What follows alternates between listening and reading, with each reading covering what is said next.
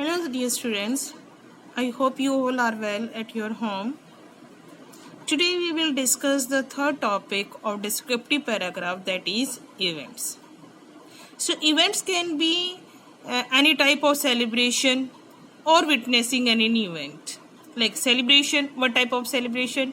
Means where you celebrate any festival, where you celebrate your birthday, or celebration of any wedding reception, anything. Witnessing an event means same, where you witness any event like your annual function, you witness sports meet, any special program, any science quiz or GK quiz you witness, you have to share your experience, any prize ceremony you witness, any memorable event you have to describe in the descriptive paragraph of an event.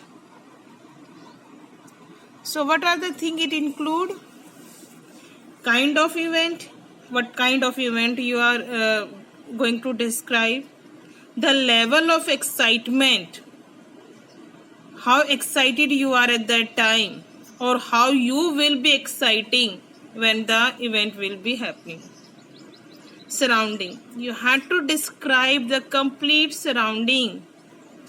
You had to give an imaginary scene in reader's mind. You had to set an imaginary scene in reader's mind so that he or she can also experience the same thing. You had to describe in such a manner. Overall feeling means how you feel at that time. That things you have to include in events. So any description of an event should include factual details.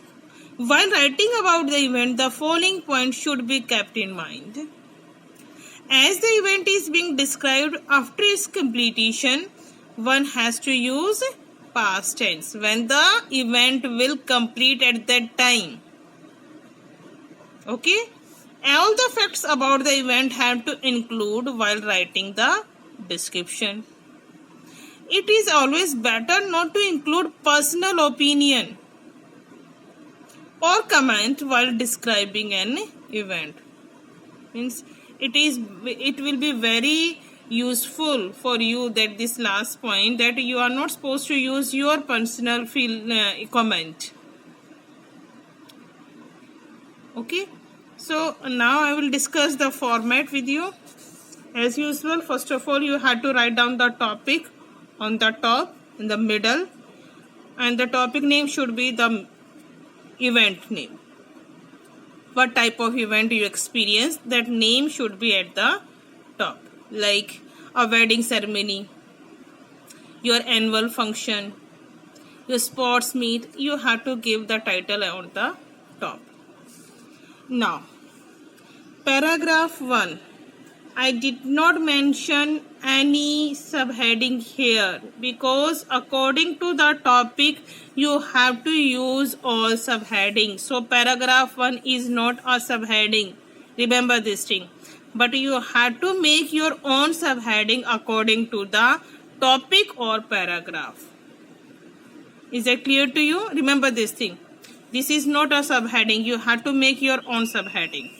In the paragraph 1, you have to describe what is that event. Okay. Next is, why is this event important? Why this event is memorable for you? You have to describe this part in 2-3 lines in the paragraph 1.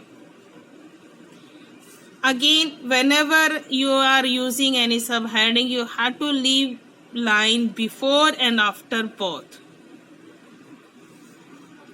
In paragraph 2, you have to write down when and where that event took place.